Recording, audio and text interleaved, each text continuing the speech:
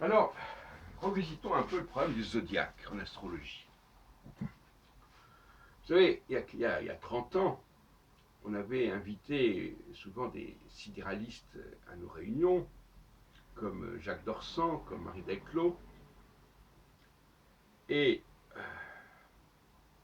un des grands arguments de ces sidéralistes, c'était de dire, c'était l'argument zodiacal, au niveau de la psychologie zodiacale. C'est-à-dire, voilà, vous pensiez être taureau, en réalité vous êtes bélier. Vous pensiez être poisson, en réalité vous êtes verseau, etc. C'était donc fondé sur la psychologie zodiacale. Euh, alors le problème, c'est que le zodiaque, pour moi, ne fait pas partie intégrante de l'astrologie, sur le plan symbolique. C'est un métalangage, on en a parlé, c'est les astronomes qui ont décidé de nommer leur secteur euh, en utilisant des noms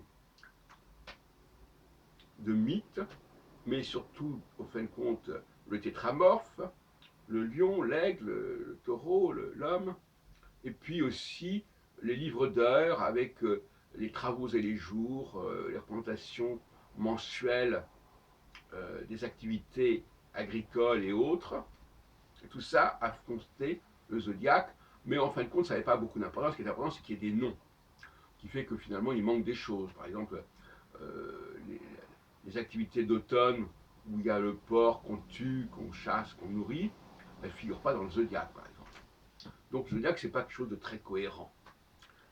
Et il est dommage de voir que les astrologues attachent tellement d'importance au symbolisme zodiacal, puisque les gens savent qu'ils sont nés sous tel et tel signe, etc. Et la plupart des astrologues sérieux savent que c'est comme plutôt les planètes qui sont considérées que les signes. Mais en astrologie mondiale, notamment, on attache beaucoup d'importance au fait que telle planète passe de tel signe à tel autre, par exemple, passe du scorpion au sagittaire, du capricorne au verseau, etc., etc. Sans parler, sans parler de la présence des équinoxes, avec le passage de l'ère des poissons à l'ère du verseau, etc. Eh bien, oui, bah, moi je suis assez sceptique.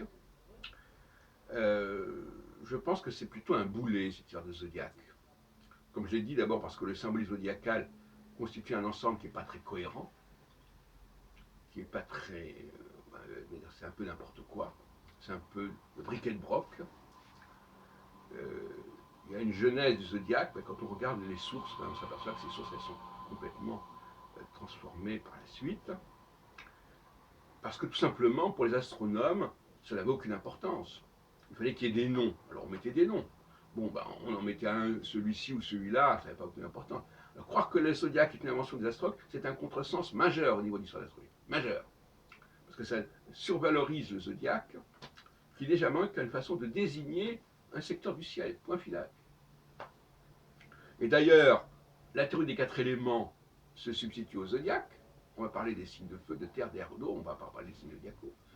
On va parler de leur symbolisme. Les domiciles des planètes, tel signe est dominé par telle planète. Là aussi, on laisse de côté le zodiaque pour parler de Jupiter, maître du Sagittaire, ou de Mars, maître du Bélier. Sans parler des signes cardinaux fixes mutables. Donc il y a toutes sortes de façons d'éviter le zodiaque. Et d'ailleurs, André Barbeau, dans ses travaux d'astrologie mondiale, en général, se garde bien de parler du zodiaque. Quand il parle de la conjonction Pluton-Neptune, il s'en fout de savoir dans quel signe ça a lieu. Quand il étudie l'indice cyclique des planètes, ça n'a aucune importance de savoir que c'est le symbolisme ceci ou cela. On va dire bien sûr que c'est dans tel signe zodiacal, mais on va en parler comme un astronome, c'est-à-dire dire il faut bien que ce soit quelque part.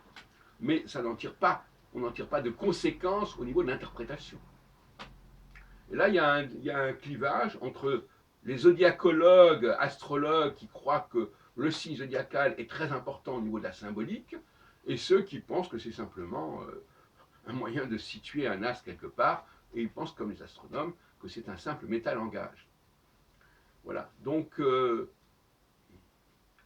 bon, l'argument des sidéralistes, comme quoi on est mieux dans tel signe que dans tel autre, c'est pas très sérieux.